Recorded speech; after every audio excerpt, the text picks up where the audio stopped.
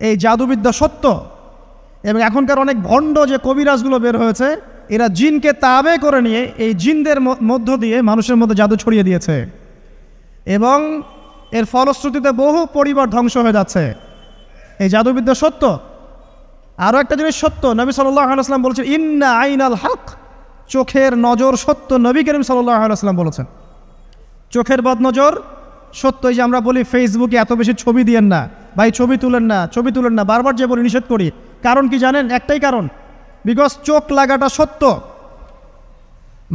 মানুষের চোখ লাগে, এই কথা শুনলে অনেক মজুমদাররা হাসবে না?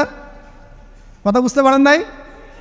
কিন্তু এটা সত্য, কারণ নবী করিম সাল্লাল্লাহু আলাইহি ওয়াসাল্লাম যা বলেছেন সাদাকাল্লাহু ওয়া সাদাকা রাসূলুহুল কারীম, নবী যা বলেছেন, আল্লাহ যা বলেছেন চিরায়ত সত্য। এর বাইরে কোনো সত্য আছে?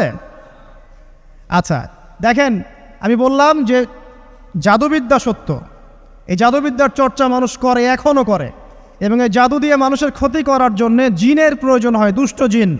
এই জিনগুলোকে মানুষ তাবে করে মানুষের ক্ষতি করার চেষ্টা করে। দেখবেন এখন গ্রামে গঞ্জে শহরে সব জায়গায় ছড়িয়ে পড়েছে না?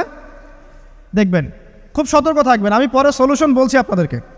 আরেকটা বলেছি, নবী সাল্লাল্লাহু আলাইহি ওয়াসাল্লাম বলেছেন চোখের বদনজর এমন সত্য যে একটা উটকে এই রান্নার ডেকচির মধ্যে ঢুকাই ফেলতে পারে। মানে একটা উট খুব সুন্দর ভালো, আপনি দেখছেন মাশাআল্লাহ বলেন নাই, নজর লেগেছে, উটটা মারা গেছে, দেন তারপর তাকে জবাই করে খেয়ে ফেলতে হয়েছে। একজন সাহাবী গোসল করছিলেন, গোসল, এটা হাদিসে সহিহ। এই যে আলেম ওলামা যারা আছেন তারা জানেন যে এই হাদিসে সহিহ। একজন সাহাবী গোসল করছেন, তার গায়ের চামড়াটা খুব সুন্দর ছিল, একদম স্কিনটা অনেক সুন্দর থাকে না এমন কিছু মানুষ? আচ্ছা, এখন আরেকজন সাহাবী এই গোসল দেখছেন দূর থেকে, দেখে বলছেন যে কি চমৎকার তার শরীরের রংটা, যেন কুমারী নারীর মতো, অনেকটা এমন একটা কথা তিনি বলেছিলেন। সাথে সাথে এই সাহাবী অজ্ঞান হয়ে পড়ে গেছে। কোন সাহাবী? যিনি গোসল করছিলেন। এটার আপনি কোনো ব্যাখ্যা দিতে পারবেন না তো, এখানে কোনো সায়েন্স দিয়ে বা মেডিকেল সায়েন্স দিয়ে আপনি কোনো ব্যাখ্যা করতে পারবেন না। একটা ব্যাখ্যা দিতে পারেন, কিন্তু কেন সেটা হলো সেটা আপনি অ্যান্সার খুঁজে পাবেন না। তো নবী সাল্লাল্লাহু আলাইহি ওয়াসাল্লামের কাছে নিয়ে যাওয়া হলো তাকে। তিনি বললেন যে এই ব্যক্তির ব্যাপারে কি কেউ ভালো মন্দ কিছু বলেছিল? তখন একজন সাহাবী বলেন হ্যাঁ, অমুকে বলেছে এর স্কিনটা অনেক সুন্দর, তো ওকে ডেকে নিয়ে আসুন। ওকে ডেকে আনা হলো। ডেকে আনার পর নবীজি তাকে অনেক শাসালেন, তোমরা তোমাদের ভাইদেরকে কি মেরে ফেলতে চাও?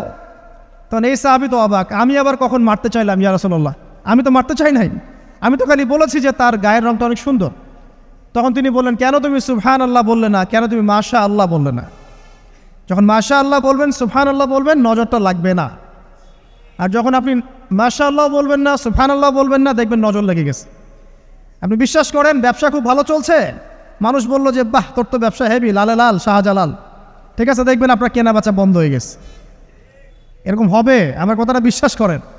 এটা কিন্তু সায়েন্স প্রমাণ করতে পারবেন না, আল্লাহ এবং তার রাসূল বলেছেন, তার উপরে কোনো সত্য নেই। আছে সূরা কাহফ 29 নম্বর আয়াত পড়ে দেখেন, আল্লাহ পাক বলছেন ওয়াকুলিল হাক্কু মির রাব্বিকুম, সত্য সেটাই যা তোমার রবের পক্ষ থেকে আসে। ফামান শাআ ফালইউমিন, যার ইচ্ছা হয় বিশ্বাস করুক, ওয়ামান শাআ ফালইয়াকফুর, যার ইচ্ছা হয় সে অস্বীকার করুক।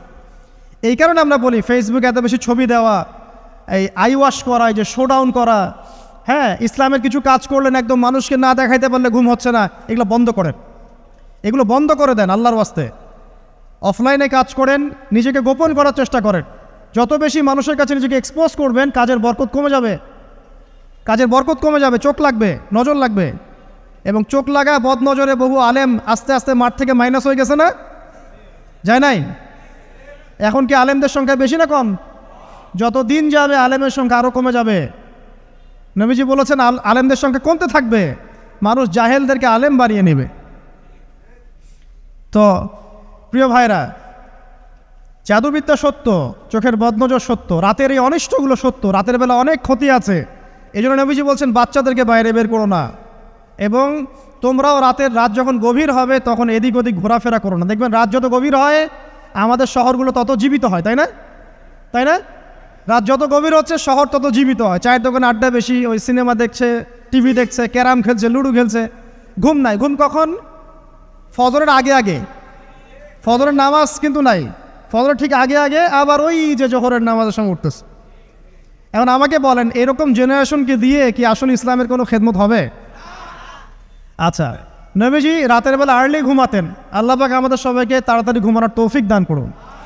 হ্যাঁ, আপনি ইলম চর্চা করলে রাত জেগে থাকতে পারেন, আপনি যদি জ্ঞান চর্চা করেন রাত জাগতে পারেন, আপনি কোনো গবেষণা করছেন, নামাজ পড়ছেন বা কোরআন হিফজ করছেন, আপনি রাতের আর্লি উঠবেন, এটা আলাদা বিষয়।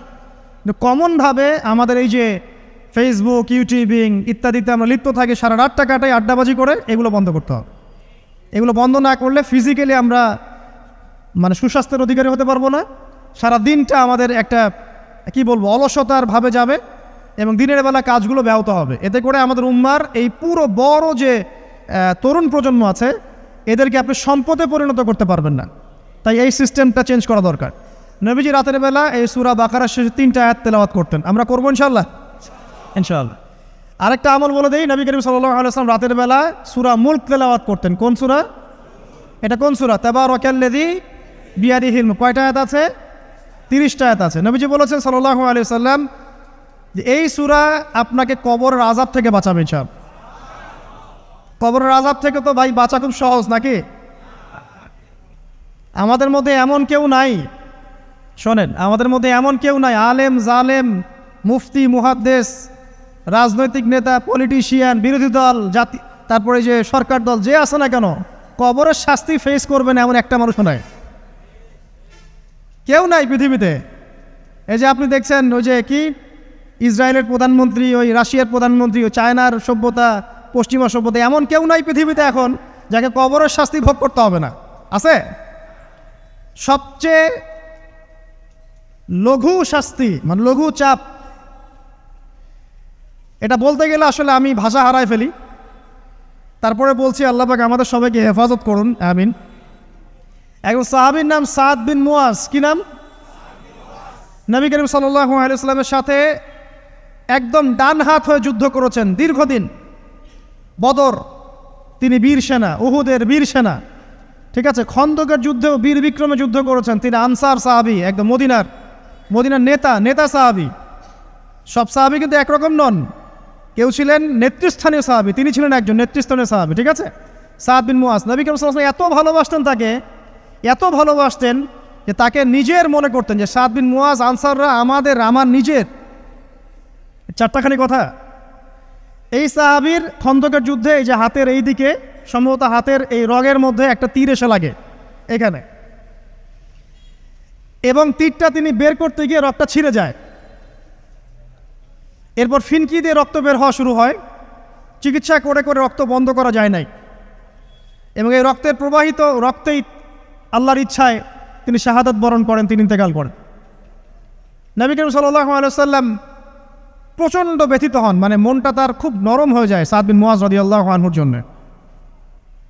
তো এই সাহাবীর যখন জানাজার নামাজ পড়ানো হচ্ছে, নবীজি বলছেন 70,000 ফেরেশতা তার নামাজে অংশ নিয়েছে। আর এই সাহাবীকে যখন কবরে শোয়ানো হয়েছে, নবী করিম সাল্লাল্লাহু আলাইহি ওয়াসাল্লাম পরে জানিয়েছেন কবরের যে মৃদু চাপ, সাদ বিন মুয়াজ রাদিয়াল্লাহু আনহুর কবরেও সেই মৃদু চাপ দেওয়া হয়েছে। আমি কি বুঝাতে পারলাম ভাই? আমাদের কোনো দাম আছে এখনকার পলিটিশিয়ানদের কোনো দাম আছে? এখনকার সমাজ নেতার কোনো দাম আছে? এখনকার সুদখোরদের কোনো দাম আছে? এই ঘুষখোর দুর্নীতিবাজদের কোনো দাম আছে? আমরা যারা কাঠমোল্লা হয়ে আছি আমাদের কোনো দাম আছে? সাদ বিন মুয়াজ রাদিয়াল্লাহু আনহু যদি কবরের শাস্তি তাকে না ছাড়ে, প্রশ্নোত্তর পর্ব তাকে না ছাড়ে, আমরা পার পাবো? নবী করিম সাল্লাল্লাহু আলাইহি ওয়াসাল্লাম বলছেন সূরা মুলক তেলাওয়াত করো রাতের বেলা, ইনশাআল্লাহ সূরা মুলকের তেলাওয়াত কবরের আযাব থেকে তোমাকে বাঁচান।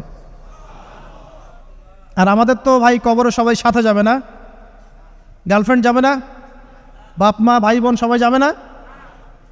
একজন ব্যক্তি সুদ খাচ্ছে, জিজ্ঞাসা করে দেখেন কেন খায়, বলবে তার সন্তানের জন্য খায়, তার বউয়ের জন্য খায়, তার মা বাবাকে দেখতে হবে তাই খায়, তাই না? একজন ব্যক্তি ঘুষ খায়, বলবে আমার পরিবারের জন্য খাই। একজন দুর্নীতি করছে, পুকুর চুরি করছে, বলবে দুর্নীতি করছে আমার পরিবারের জন্য খাই, পরিবার ভালো থাকবে। সবার একই এক্সকিউজ যে পরিবার যেন ভালো থাকে, আমার সন্তানরা যেন ভালো থাকে, আগামী প্রজন্মের জন্য কিছু রেখে যেতে পারি, তাই না? এরকম একটা মানুষও কি আপনার সাথে কবরে যাবে? আর এই বোকা মানুষ কেন বোঝে না যে আপনার কবরে আপনাকেই যেতে হবে? তাহলে আপনি কি কারণে অন্যের কারণে নিজের পরকাল নষ্ট করছেন? অন্যের সুখের জন্য আপনি আপনার পরকাল নষ্ট করছেন। সুদ খাচ্ছেন, দিব্যি মায়ের সাথে জেনা করছেন। আপনাদের এলাকায় নাকি সুদের সমস্যা অনেক বেশি। কয়েকটা হাদিস বলে দেই, আমি ওদেরকে আক্রমণ করতে আসি নাই, আমি শুধু তাদেরকে 3টা হাদিস শোনাতে এসেছি। 1 নম্বর হাদিস শোনেন। আল্লাহর নবী মুহাম্মদ সাল্লাল্লাহু আলাইহি ওয়াসাল্লাম বলেছেন, সুদের পাপের 73টা শাখা আছে। কয়টা? কোনো হাদিসে 70টাও আছে, কোনো হাদিসে 73টা আছে।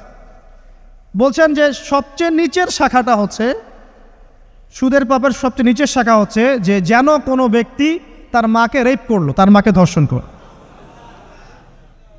1 দিরহাম যে ব্যক্তি সুদ খায়, সহিহ বুখারীতে আরেকটা হাদিস এসেছে, সে যেন 36টা মেয়েকে ধর্ষণ করলো। আর আমি একটা কথা বানায় বলছি না, যদি বিশ্বাস না হয় কওমি মাদ্রাসা আছে, আলেম ওলামা আছে, গিয়ে বুখারী খুলতে বলেন, পড়তে বলেন, খালি একবার পড়তে বলেন, দেখেন যদি না থাকে তাহলে আমাকে এর সাথে থাপ্পড় দিয়ে দেয়। যদি না থাকে হাদিস এটা, তাহলে আমার গালে একটা থাপ্পড় দিয়ে যায়। আর যদি থাকে তাহলে আল্লাহর রাস্তায় সুদ খাওয়া ছেড়ে দেন। কোনটা করবেন? চ্যালেঞ্জ করবেন? নবীজি বলেছেন, 1টা দিরহাম যে ব্যক্তি সুদ খায়, দিরহাম মানে কি? রৌপ্য মুদ্রা। এটা এখন দেখতে পারবেন না, জাদুঘরে আছে।